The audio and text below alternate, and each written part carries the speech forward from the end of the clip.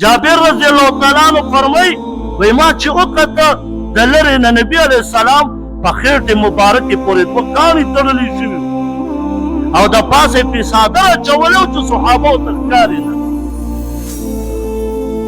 وی نبی علیه الصلاة وسلام چې ومې لیده ډېر مې زړه درد وکړ. وی کور ته رالم، وی کور کې مې بیبي ته وفرمایل والله د نبی علیه السلام مې ولیده او د لوږې د لاسه دوه کاڼي په خېټې مبارکې تړلي. که کور کې صحیح نو زر زر پاخه کړه. نو هغه ورته وایي چې لږ غوندې اوړه دي او یو د چیلې بچی دی دغه نور څه خو نشته. جابر رضی الله تعالی عنہ ورته فرمایي ته اوړه لونده که بیا یې پاخه کړه زه چیلې حلالوم وړوکی بچی و.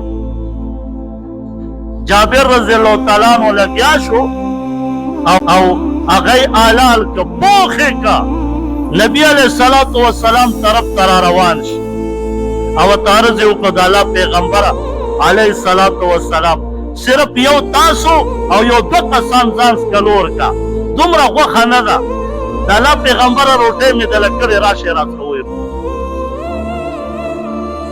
نبی علیه الصلاة والسلام چې کوم د دې طرف ته صحابو هغه 1000 نبی علیه السلام ټولو صحابو ته وفرمیل راشئ جابر رضی الله تعالی عنہ دله روټۍ کړې ده. جابر رضی الله تعالی عنہ فرمایي ما په زړه کې ویل چې د دریو کسانو خوراک کې 1000 کسان راغلل 1000 کسان راغلل.